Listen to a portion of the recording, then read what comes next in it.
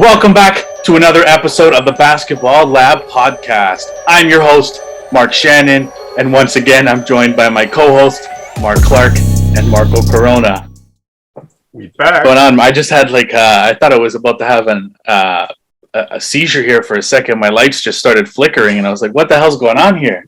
That's probably the power outage in that Scotiabank Arena when that shot was missed. Not missed, but didn't count. Sorry, didn't win it. But, yeah, I mean, obviously, we all three of us just finished watching that game for the Toronto Raptors, right? Raptors looked good in the first two quarters. That third quarter, they weren't hitting shots, right? Looked absolutely atrocious, right? Yeah. Getting outscored 33-12 in the third quarter, and that's what allowed Oklahoma City back in that game. Obviously, that's a game that they should be winning, but it was good to see Freddie put up points, Scottie put up points, Siakam did put up points as well, 23. Right? So it was good to see a mixture of all those guys throwing in some points there, even though it was against the lowly Oklahoma City Thunder. Yeah, it's good to see, especially Pascal. I think he's been given some good minutes since he's been back. I mean, he missed the preseason, he missed a few games. He's been out for a while, and I think he's been giving them some solid minutes since he's been back. It's good to see Scottie Barnes back putting up some points because he kind of went on a slump the other day, and he's back now scoring and just playing basketball. Freddie, you can always depend on Fred to get you a bucket. The next person I want to give a shout out to is Gary Trent. He's been pretty good for the Raptors since he's back from his injury. I think this was his third game being back. Yeah. I mean, he gives you defense, right? I think his points were a bit down a few games ago, and that's to be expected. But I mean, he is reverse Norm Powell, right? When Norm was off, that's pretty much all he gave you, right? And then you were like, okay, well, Norm is off. He doesn't really give you the other side of the the game, which is, to me, is the defense, right? So at least you can rely on that, right? So, Mark, I was thinking you were saying that they were outscored 33-12. Is that what it was? Third. Yeah. So what? And I don't know if you guys agree with me. And sorry, Mark, I cut you off too. But I think that, and it's funny, you started off the podcast talking about the lights were flickering, and I said it's a power outage. And if you really look at the Raptors season to date, this is really a microcosm of what has happened. Is they have good stretches, right? They're also a young team. People, let's not forget, remove Pascal and Freddie aside, I think they're like the third youngest team as far as experience in the league. But nonetheless, they have periods of games where they don't shoot well, and there's nobody that can break the game. There's no icebreakers. There's no game breakers, right? I said icebreakers like it's hockey, but there's nobody that you can say, okay, just give me 10 good solid minutes so we can just get in there, right? Because a 33-12 run, well, for a team that struggles to score baskets for the most part, it is a big hill to climb. And today, yes, they made it close. They could have won it, but you saw what they had. And I know it's OKC, so we're not talking about the '93 Chicago Bulls, but it's hard to climb out of holes like that every other game. You're basically gassed, right? Like you saw defensive breakdowns towards the end of the game because they're playing catch up, right? So I think that the Raptors are still a work in progress. You're going, and we said this in the beginning of the season, you want to see games like this where they look really good like they did the other night, and then games where you're like, man, it's close, but no cigars. So again, I don't know how you fix it, and then we'll probably get into that in a bit, but they still need, as for Scottie's going to be a good player. I think so. You know what you're going to get from Spicy P. Freddie's Freddie. Freddie is the captain. He's the leader, but he shouldn't be the guy who's giving you 35, 40 points a game. That's not his job. Is to be quarterback and distribute the ball and get everybody else involved. But guys have to make baskets. Their depth concerns me a little bit. They're inconsistent, right? I know that Champagne had a decent game tonight, etc. But I don't know. They still need that guy, and I don't know if they have found that guy yet. As good as Gary's playing, as good as Pascal has showed signs of, and et cetera, they don't have that game breaker. See, this team, they're currently top heavy. And when I say top heavy, I mean the starting lineup. They're scoring, they're giving you fairly good minutes, but the bench, they're not really getting any production from the bench.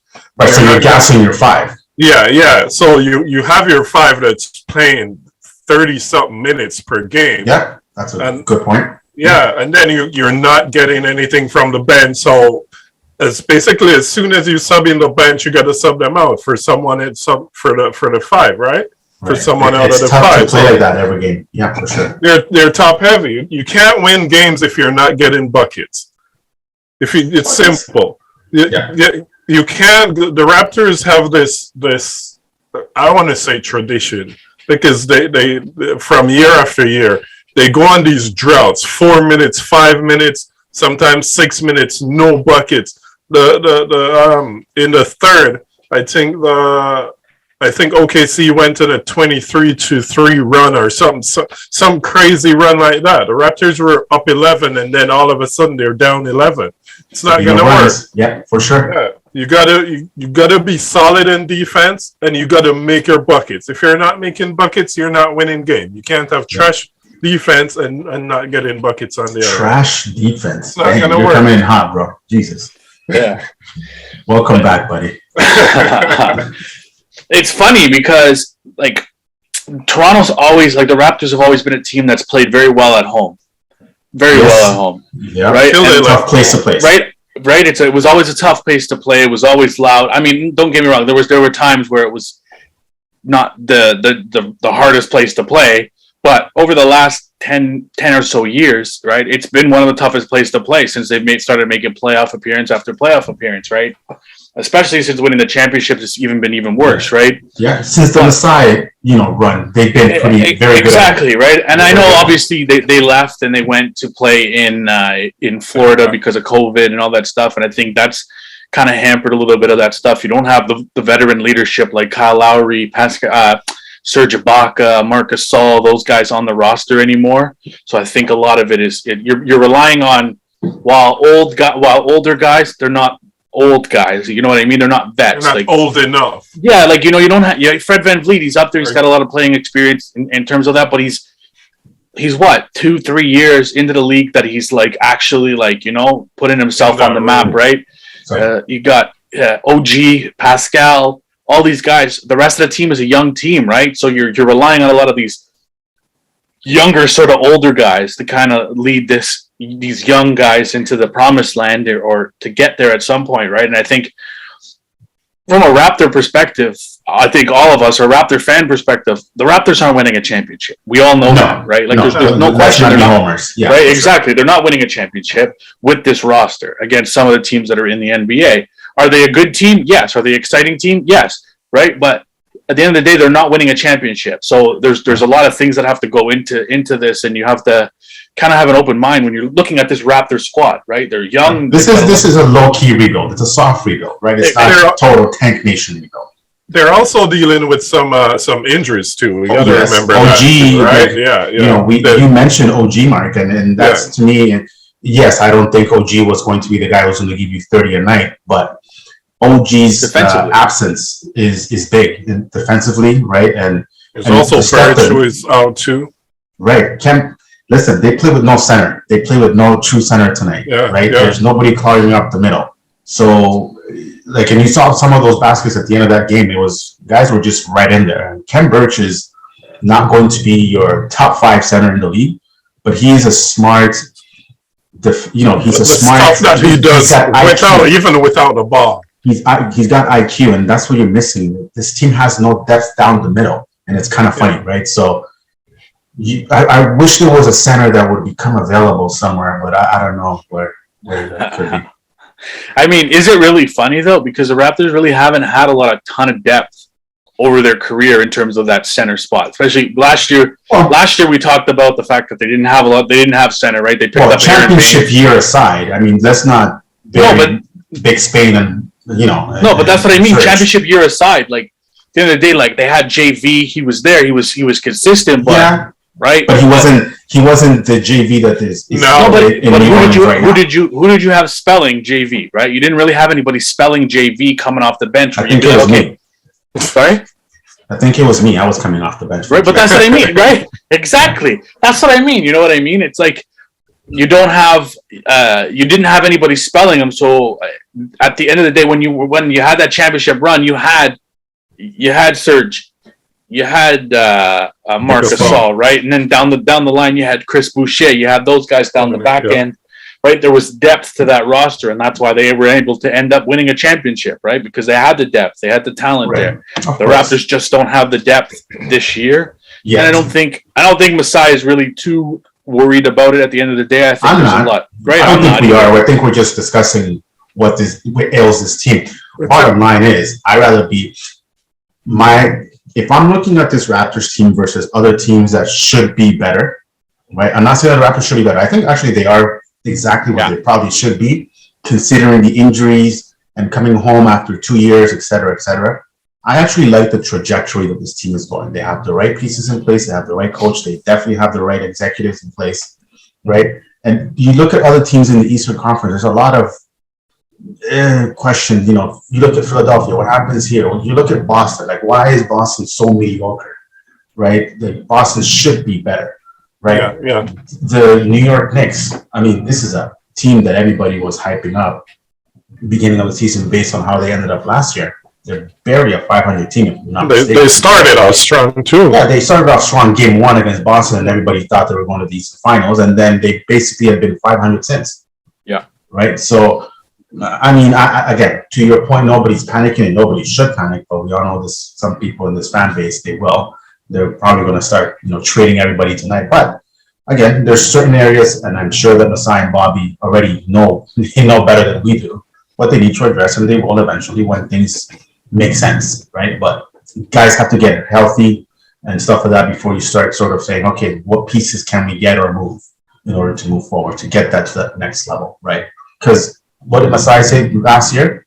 We're not going to just get into the play-in just to be there. Like, we want to make the playoffs and be relevant, right? And that's what the Raptors are working towards, not just to be good enough to get to the play-in. And to me, that's the right mentality. Personally, my expectation of the Raptors going into this season, I really didn't have an expectation. I just surprised me. Whatever you do, you do. I think Masai, they're just going to chill. Obviously, win whatever games they can win. Try to go into the draft, getting a good pick, and if there's a move available, they'll make it for sure. Yeah. But I don't think anything drastic is gonna. I don't think they're gonna make any drastic moves this season, unless it's gonna be like for the long run. Of course, makes sense. Absolutely. So speaking of moves, right? We'll dive right into it. Obviously, news broke the other day that the Indiana Pacers, another team who you would expect to be doing a lot better than what they are at 10-16, right? Especially after, right? They brought in Rick Carlisle. They've made some adjustments to that team, but it's just not there for that team, right? It's just there's not, like, they need to make moves. They need to make some sort of changes. And I know the Indiana fan base, and I know the Indiana management team doesn't want to say the R word, but I think it's time to go through a little bit of a rebuild, because ever since 2018, when they had Victor Oladipo, Damontis Sabonis, and they gave the Cavaliers a little bit of that shock in the playoffs there, they've kind of been on a, like, not a downward trajectory, but they've kind of been on an even keel. Like, it's basically been just they even, plateaued. Right? Yeah, they kind of plateaued, and it's like okay, well, they're kind of like the Raptors were, right? When they had DeMar DeRozan, I'll go back to them again, right? It's the same thing. They plateaued, and they kind of stayed the same. It was like you get to a certain point, and it's like, okay, well, we can't get past that point, right? So obviously, there's talk that they're open to trade. They're definitely open to trading Caris Leveret. And they're looking at, and they've put either one of those guys, either Myles Turner or Damontis Sabonis are on the trading block in terms of that. So, I mean, moving either of those two guys, especially like Caris Leveret, he's been injured to start the season. They just picked him up in the offseason, just picked him up when he was hurt.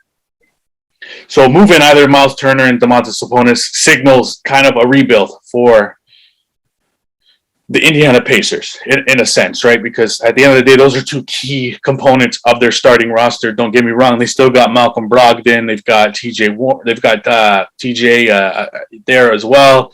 They've got a bunch of guys on that roster that are still talented players, but either trading away one of those two guys, I think is a signal for Indiana fans and a signal for the NBA that the Indiana Pacers are more in a rebuild or maybe a rebuild on the fly kind of a thing, depending on what they can get for those guys. Go ahead, Marco. I first of all, who was the coach before the ex-Raptors assistant? Bjorkgren. Right. Okay. It was. Yeah. Before Bjorkgren? No. I think he meant before Rick Carlisle. Before Rick Carlisle, okay. Right? Yeah. So they made the coaching changes, right? And obviously, if there's one guy that's probably sitting back home and saying, I told you so, it's probably him, number one. Because he made the coaching change in order to turn the page. There was word in the street that there was a locker room issue and the guys weren't listening and blah, blah, blah. So that the coaching change hasn't worked.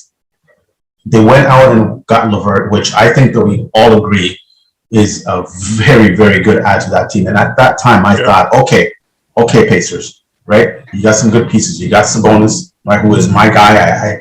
I can, I've been pumping this guy up forever and ever. You got Myles Turner, who is a phenomenal center, right? And you mentioned the other pieces, Brogdon, et cetera, and it just has not worked. So there's obviously something wrong with the roster construction of this team. And I think that, to your point, you have to look at that R word really, really hard right now and say, okay, it hasn't worked with the current team that we have. We changed coaches, right? We actually two coaching changes, really, right? To get to Rick Carlisle, and it still hasn't worked. They're 10-16, is that right? Yeah. As we speak. That's not good enough, man. This team should be better. I don't think this team should be competing with Brooklyn, but I don't think this team should be, middling in the bottom third of the Eastern Conference. It's bizarre. So there has to be changes. Changes have to come. Changes have to be made. It sounds like they're going to consider blowing it up. They can get a haul for all or one or some of those pieces that they're trying to move. To me, I would keep Myles Turner because there's not enough guys like him, and you try to move Sabonis and get as much as you can. Levert is a funny case because he's been hurt. We've seen what he can do when he's healthy. I just don't know, and if even the Pacers know, I don't know if you guys agree or not, if he can ever get back to what he used to be when he was with the Brooklyn Nets, right? So I don't know. The Pacers are in a very unique scenario. Personally, I think that they should just pull the trigger right now, start shopping around, get the prices higher. Don't overvalue, don't pull a Philadelphia and hang on for too long, because if Levert gets hurt again, Sabonis can turn an ankle or something like that, or blow out a knee. Obviously, we don't want any of that. Then you're basically back to actually in the worst position that you are right now. You have leverage. You have to make a decision. I think the next 2 weeks will tell us a lot. What is the roster freeze lifted? December 15th? I think so. If I'm not mistaken. So next week as we speak. Yeah, I think that you give it 5 more games here, 10 maybe at the most. We're pretty much in a quarter way of the season. And start moving pieces, because there's teams that you can use these guys. Can you imagine Myles Turner as a Toronto Raptor, by the way? Wow. We just talked about lack of depth down the middle. Yeah. Right? That's exactly then who falls would into need. place. I don't know what you would move out, right? Definitely not Scotty. You're not moving out. You're not moving out any pieces that are future. You're not going to touch Scotty, Fred. Yeah, Pascal doesn't make any sense, because if you rebuild it, you don't get Pascal, right? You get Pascal if you are trying to get to that next level, right? You add Pascal to a very good team. You add Pascal to a rebuilding team. As I said, Dragic and $1,000. That should be good enough. Yeah. Like, is it cash? Cash money, man. Right, so it doesn't go against the cap. Is that what? Cash money, and I'm talking about future consideration in the U.S. Dragic. You know what? That's a piece that the Raptors are probably going to consider moving. See, what I was going to say is that I think if you're making a trade, I think the Raptors are definitely going to try and flip Goran Dragic to wherever they're making a trade for him. But and then Indiana, if they were to end up, obviously, like, just hypothetically speaking, taking him, they could flip Goran Dragic for something else. There's teams that want that guy. You know what I mean? There's definitely championship teams that are going to want that guy at the trade deadline. So absolutely, yeah. There's definite pieces, but again, I'm disappointed in the situation in the Pacers. I'm not a Pacers fan. I whatever, but I thought they would be much better than they are. 10-16 to me is very, very disappointing. Guys, we're not talking about a team with a bunch of, shady or scrubs, and as Stephen A. Smith says, right, scrubs and not team. These are 3 legit all-stars that they have as their core that you could place them in any other team. Like, can you imagine Myles Turner in Brooklyn, legitimately, right? Like, let's not start that, by the way, because I'm sure that in a few weeks it's probably going to start. But Sabonis, right? Like, now, as far as that's concerned, by the way, I have a few teams that I'm sure that can use Sabonis' service. Yeah, I'm sure there's a team in the Pacific Northwest where Sabonis' dad used to play that can use a guy like that to help along a guy who may or may not want out of a certain city. But I'm not going to name names because we'll talk about it in 1 second. But I'm just saying there's teams out there that can use one of 3 or 2 or 3 of those guys on the roster to get them to that next level. I mean, let's be honest; those are 3 good players. So yeah, absolutely. either way, it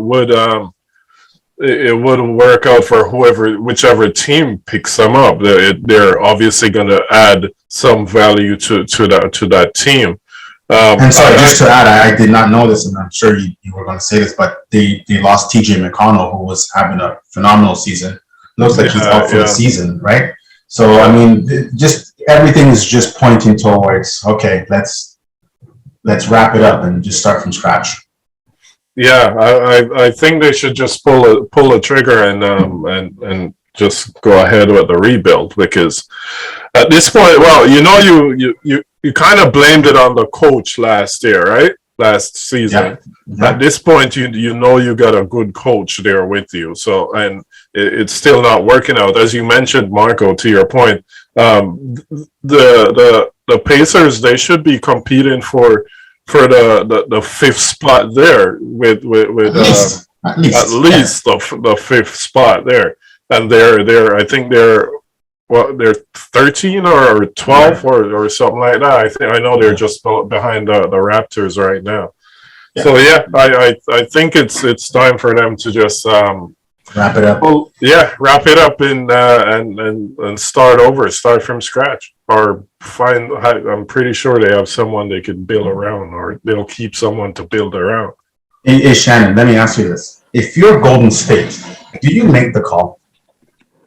Do you call the Indianapolis area code, whatever that is, and say, what y'all want for Sabonis? I mean, I'm definitely doing it. There's no question. Exactly. I'm at least. There's no way. I'm definitely not calling. I'm just saying. You know what? I don't want him. You're talking about an all-star power forward who can put the ball in the basket, who can also rebound a little bit here and there, right? But he can also step out beyond the arc and shoot. Create space, too. Right? Create space for that team. Can you imagine Golden State with Sabonis, Clay when he comes back, right? Which actually gives him a cushion for him to sort of just work himself in. It's just a guaranteed ring for them. It is, but it's like, who do you give back?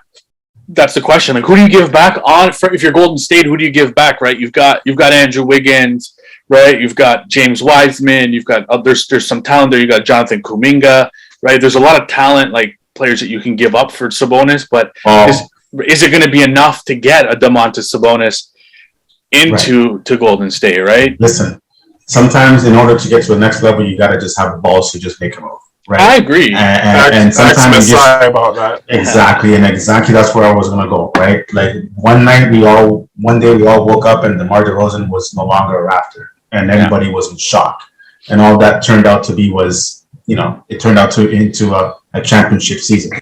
So, you may have to give up something that you weren't willing to give up before, if you think that he is the difference maker now, right? Like, we all thought that the Lakers were going to be right up there, and I think this is an opportunity for the West to sort of just say, somebody in the West has to step up and say, we are the ones with the big cojones that are going to make a move to surpass everybody. which includes your beloved Phoenix Suns, by the way, which you still, for whatever reason, don't give enough credit. He doesn't, by the way. I'm pessimistic, bro. I'm pessimistic. He's loving, and this is why I brought up the Golden State. He's loving off the Golden State Warriors over his own team. Over his own team. I picked Phoenix to come out of the West. I can't. I gotta be unbiased, right? Stop. I can't be biased. Stop. You know what he's doing? He's doing this because when Phoenix wins the West, right, he's going to be all acting surprised and he's going to be all proud and I had this guy in the pool and this and that and blah blah blah. I do have the commentators jinx. You know, it goes the commentators jinx and they said, "Oh, this player hasn't missed a free throw," and then reverse. Yeah. That's what he's doing right now. Fine. Yeah. Go on. Just not gonna mention them. I'm just gonna forget about them. Man. No, like I said, I'm surprised. I'm still sticking by my thing. The Golden State Warriors are being the first place team in the Western Conference. I'm telling you, I love the Phoenix Suns. Don't get me wrong. I think they're definitely gonna be a top 3 team at the end of the season.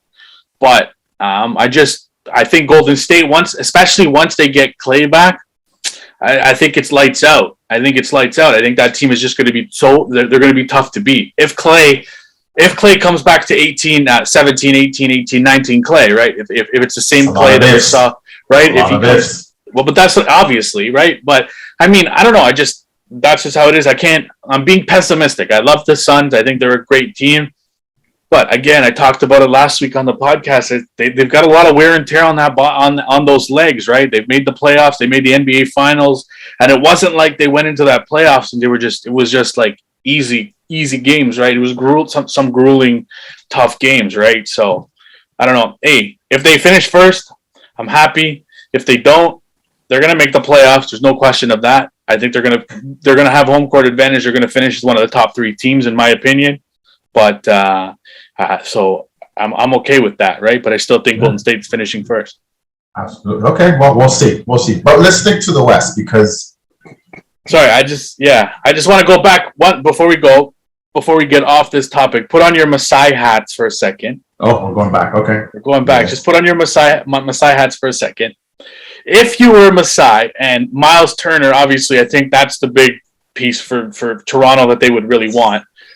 If you're looking at the Raptors roster, who would you be willing to part with in a deal for Myles Turner? You know you're not going to get him for Goran Dragic and $1,000, but right, you're going to have to give up. I think a little bit more than just that, right? So, I mean, I want to hear what your guys take. I think I have what I would start my offer off of, but I want to see what you guys think would be certain pieces that you might be able to. Okay. You know? So for NBA purposes, you always have to move "quote unquote" an expiring contract, right? That's a commodity in the NBA, right? Unlike any other league. So obviously you have to. The obvious is Dragic, but that's not the starting point. That's part of the deal. Yeah. And then some sort of picks. There's going to be picks involved in the rebuilding team. So it's Dragic, picks. Who I'm willing to move is one of Chris Boucher. I would strongly consider, because they're so heavy on guards, Malachi Flynn. And I don't know, super fan? No, I'm joking. I like him. So, and you're getting back Myles Turner, correct? Just to make sure? Yeah. Again, you got to look at what they're giving up and what you're top heavy on. I don't know if I consider him Heilig or maybe, I know people love him, Utah Watanabe. I honestly don't know if that's enough because these are a lot of 3B guys right now. If the price is higher, then honestly, you have to strongly consider Achua. Yeah. I'll leave it at that. I agree. I agree. You have this smirk on your face, and I don't know what that means, but where were you going with this? Me? Yeah, you. No, actually, you know what? Let's defer to Mark first, and then yeah. Because he has this like smirk on his face, like he's gonna trade Fred VanVleet. No, we're not going bold like that. I would seriously consider Chris Boucher. Yeah. Malachi Flynn. Depends, and I may take some heat for this, but don't do it. the pens. Oh my God. And how much they're asking or whatever they're asking, I would consider OG. Wow. Well, I wasn't expecting. I wasn't expecting Mark to say that. I knew he was going to say that. When he stopped, you could actually see him sweat. Let me just make sure I understood correctly. So Chris Boucher, you say Malachi, right? Malachi, yeah. So it's one of or both? Chris Boucher and Malachi. Like Boucher to me is easy. Boucher. Malachi Flynn, again, you're guard heavy. He's a good kid, but you have Gary, you have Fred. I'm just saying, worst comes to worst, we go to OG. Then I'm not giving up everybody else. Definitely Precious is ahead of OG. Just worst comes to worst. No. You said OG before you said No, I did, and I'm gonna stick by it. He's saying that Precious is ahead of OG in the depth chart in terms of the hierarchy, in terms of the trade value. Getting traded, yeah. Obviously, we're going to look at Precious. See, I don't start with Precious, but I think if that's what it takes, then you do it. Yeah. I'll be honest with you, I don't like your deal. If this is PlayStation, I hit decline, right? Or not accepted. I'm not saying I'm offering up. I'm just going to offer up OG. That's definitely if you're giving up OG, you have to get one more piece back from the Pacers, because this can be. Maybe you could get Levert with it too. Jesus Christ. Now, in fairness, are we talking about trading for the same guy in Levert and OG minus the age? Levert is what, 20? In fairness. Yeah, I just think I think obviously I'm not doing OG, but I'm just. I think OG. Levert is averaging 15 or 14, 15 points per game. I think there's a trade-off in terms of it, right? You're getting offense maybe a little bit more consistent offense with the Caris Levert, but you're getting less defense. In my opinion, a guy who's been injured even more than OG, and OG's been injured a lot. Exactly. Yeah. No, I agree. So I don't know if they cancel each other out, but I think the edge still goes to OG just based on the age. Defense, right? Well, true. I think the ceiling is higher for OG. I think Levert is who he is. Yeah. So I'm gonna give you mine. There we go. No, I'm gonna say it's nothing crazy, but if I'm making an offer, my first offer is you gotta have Chris Boucher, right? That's your first offer. Yeah. Okay. Right? Yeah. You gotta have Malachi Flynn. Definitely. Okay. Right? You gotta have Malachi Flynn. We're good. Wait for it. No, I'm just trying to figure out who I had then. Goran Dragic, definitely. Yeah. That would be the next guy, and then I would be giving up a first and a second round pick. There's no question. That's it. Right. That would be what my first offer was. Do I think this is an NBA 2K? Do I think they're right? Do I think this is a 2K guy? There's no way they're gonna just accept it, right? So if they came back, obviously I would be trying to. And I know Masai loves him. I think Masai really, really values him, and that's why he traded for him. Precious Achiuwa. I think if they don't want Chris Boucher, whose trade value has kind of dipped this year, especially, right? And last year it's dipped. Yeah. So I think Precious. I would be flipping out Precious for thing. If worse came to worse, I mean, I'd be still trying to ask back for something else in terms of that, right? I mean, you're giving up a lot to get just Myles Turner. I mean, obviously Myles Turner. No, this can be a 3-for-1 plus. No, right? Myles Turner is a rim protector. He's a guy that can step out beyond the 3-point line, and he's pretty efficient from the 3-point line, right? For a big, but I'd be asking for Justin Holiday, right? Maybe a Justin Holiday.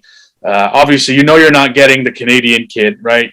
Chris Duarte's not Duarte. Right, he's not being actually a good low key draft. They very underrated. Yeah, absolutely. Yeah, they got him at 13, I think. Yeah, and we talked about it last week, right? Like he's an underrated pick from Oregon, right? Like nobody, obviously being from Canada, we kind of knew what he was, and watching March Madness and seeing what he did for Oregon there. But he's kind of stepped up so far with TJ Warren out and stepped into that lineup, and he's been consistent for them, right? But at the end of the day, you look at that roster for Indiana, and I think this is why you have to make those moves, right? Their starting lineup: Myles Turner, Brogdon, Sabonis, Caris Levert, and Chris Duarte.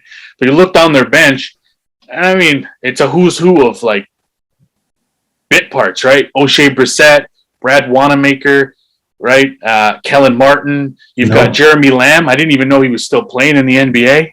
Well, we can get him because he always kills us. So right, exactly. Corey Craig, Gogo Batadze, right? Justin Holiday's not playing any minute, right? So it's like there's a bunch of people that are on that roster that I think that's why you have to set the reset button and you have to kind of start retooling this roster, in my opinion. So I think, but if I'm Masai, there's no question I'm reaching out to Indiana and I'm trying to get them, even though they're not contending for a title this year, and this isn't a move that they need to make.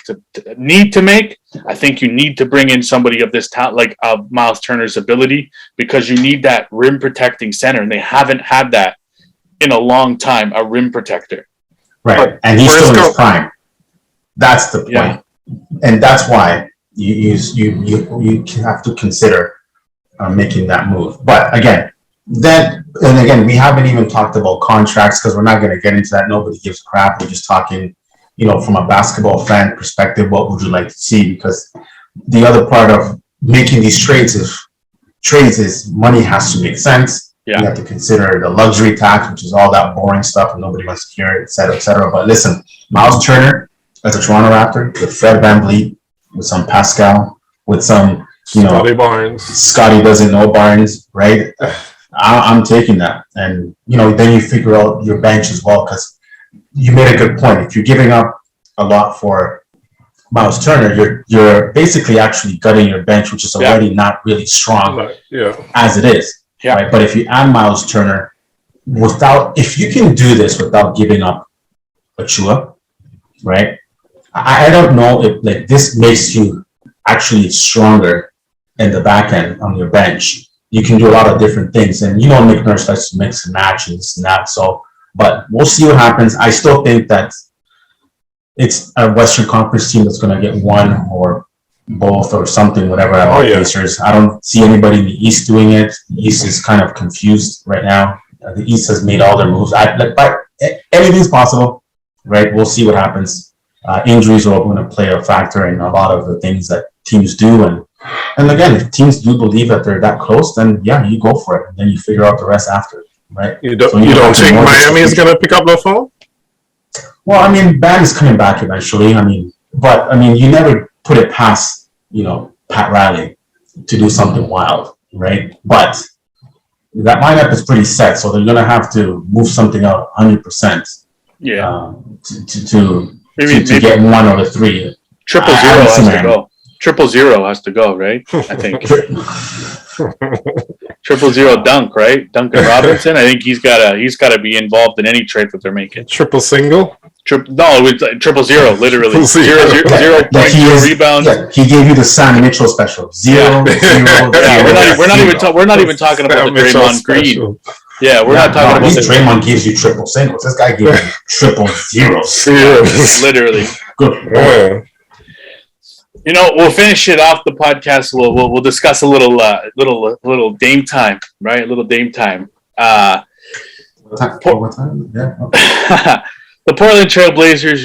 There's so much talk about the Portland Trailblazers and Damian Lillard and him wanting to be traded and all these rumors, right? And obviously he came out today and said that he doesn't want to be traded. He's not asking for a trade, right? He said, Why would I be involved in talking to Chauncey Billups about finding solutions if I want to be traded? You know what I mean? So this is a never-ending saga. It's like Days of Our Lives, but the Portland Trailblazers version, right?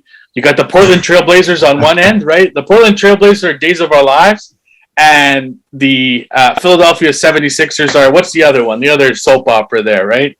Young and the Restless. Yeah, Young and the Restless. There you go. There you go. I've watched a few. Me too. That's why I know them, right? Victor Newman's a badass, by the way. Just saying. That guy is a pimp. Right? Oh man. But that's what I mean. It's like two ends of the spectrum. One on the East Coast, the West Coast, right? It's just there's so much drama going on with both those squads, right? I want to get your take on the Dame situation and what you actually think about it. Honestly, I'm sick and tired of. First of all, I love Dame. I'm not sick and tired of Dame. I'm sick and tired of Portland Trailblazers being middle of the road we don't know what we're doing kind of BS, right? And I know there's a lot of drama with the front office, and that's a serious stuff that we're not going to get into, maybe later on in the year and stuff like that with the allegations and all that stuff. And, they let go of their GM and all that BS. But the Portland Trail Blazers need to make up their mind if they're going to be a good team or they're just going to just not be good enough. Because they're sort of in the middle. It's like, yeah, we're really good, but we know we're not. So we're going to say we are. And then Dame's going to say we're not. Doesn't want out. I can guarantee you Dame's full of shit. I don't believe anything that he's saying. I love Dame. I think that Dame would be better off leaving Portland. Now, part of me thinks that Dame is thinking with his heart. And Dame, his heart is in the right place. But if he really push comes to shove and he has the opportunity to win a title, and the clock is ticking, you went at this, right? Dame time? Well, it's soon going to be game over because Father Time doesn't wait for anybody. All right? So what's the old saying? Father Time is undefeated? Trust me, he is. Or she is. Mother Time, I guess. So it's time for the Portland Trail Blazers to make up their mind. Either give Dame help so they can be actually something in the Western Conference, or move everybody out and start from scratch. And because loyalty can only get you so far. Jack Armstrong always says your only loyalty is to winning. Mm-hmm. And I don't think the Portland Trail Blazers have made up their mind if they want to win or they want to keep Dame happy. And if they want to keep Dame happy, which means that he should be winning, make the call to the Pacers. Make the call. You know what? As much as we criticize Philadelphia and Ben Simmons, just do something. Do something that you know is going to change the course of this franchise, because until further notice, the Portland Trail Blazers are going to be that team that one year is like, oh my God, they're really good and they're the 4th seed. And one year is like, why they're the 8th seed? And then they're going to get out in the first round or the play-in. And we've seen this before. The Portland Trail Blazers are the Dutch of basketball. And anybody who follows footy, understands that the Dutch have been talented. Actually, you know what? Forget the Dutch. They're the Belgian. Okay? Yes, they're really good, they're talented, but when push comes to shove, they get nothing done. I hope nobody's from Belgium and listening to this and unsubscribes. Sorry, I'm just telling you the truth. But I don't understand where the Portland Trail Blazers are going with this game plan, right? They need to, like, the talents there. They have CJ, they have Dame, right? They have good pieces. They went out and not only traded for Norm, they gave him the bag. And they're still mediocre. What's the record on the road? 1, 2, and 85, whatever the fuck that is. Wake up. If Dame turned around tomorrow and said, I want out, I would not blame him after staying today that he wanted to stay. I honestly would not blame him, because if there's one guy that has earned the right to say, I want to do this after being loyal all these years, it's him. Yeah. Players get shit on every year in every league, in every sport, for wanting to be traded because they want a change in scenery, et cetera, et cetera. This guy has been the complete opposite to your franchise, so they owe it to him to at least do something. And I say this with all due respect to Norm Powell. Guys, he's not the difference maker. Okay? He's just not the difference maker. And if that's your move, that's not going to work. Yeah. Sorry, I just went on a rant about Portland. But it's true. It's true. So they're a frustrating team. Dame reminds me of OKC Westbrook with his loyalty. Remember how Westbrook was forever loyal to OKC? Yeah. What did that yeah, that's the thing. It's not going to get him anywhere. He's not going to win a championship there unless they either make the moves or he asks for a requested trade.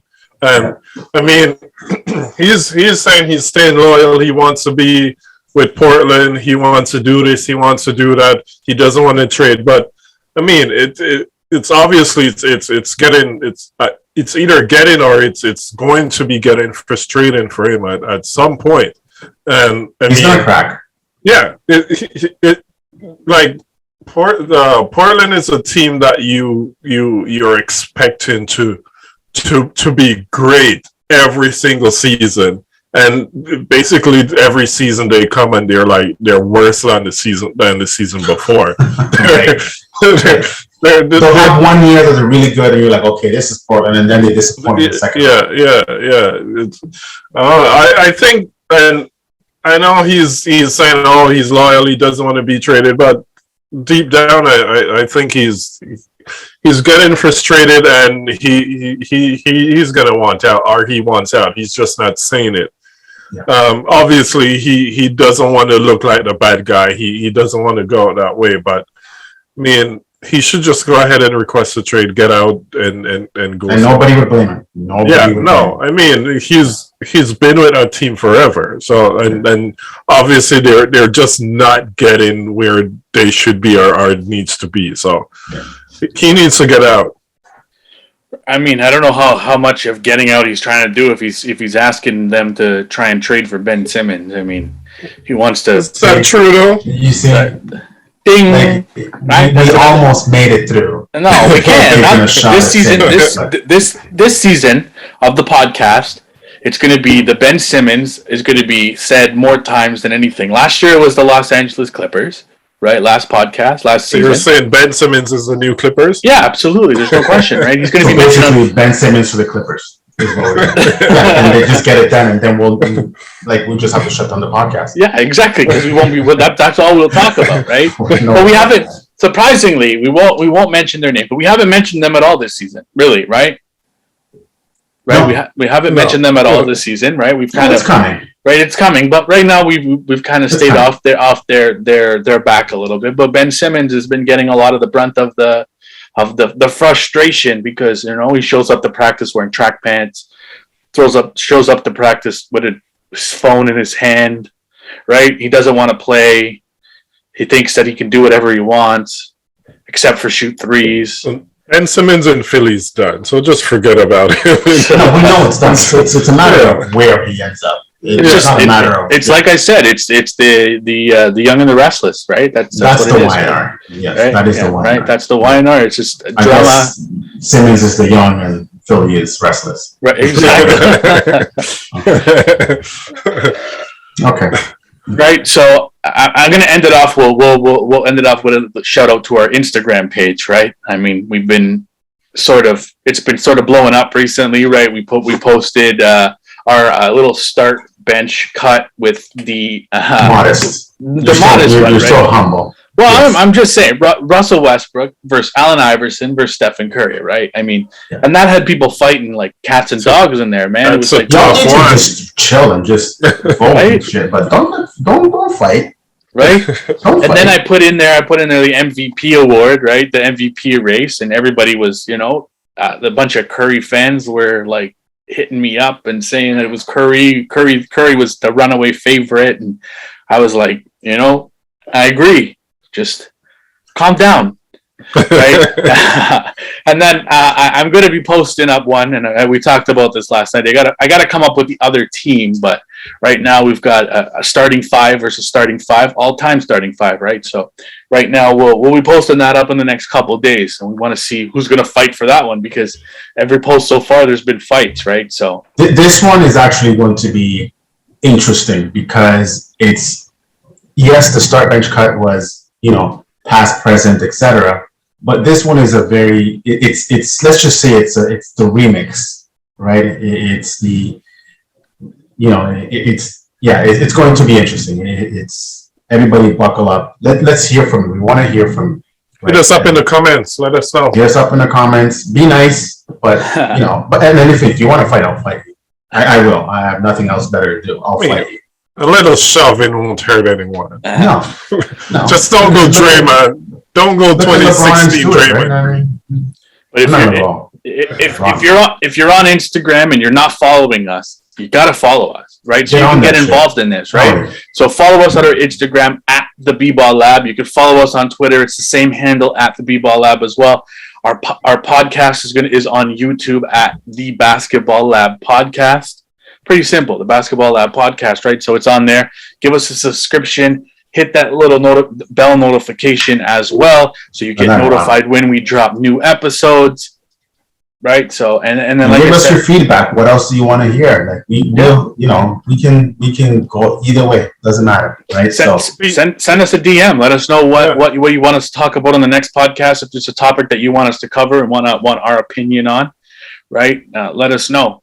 Be friends with us. We're looking for friends. The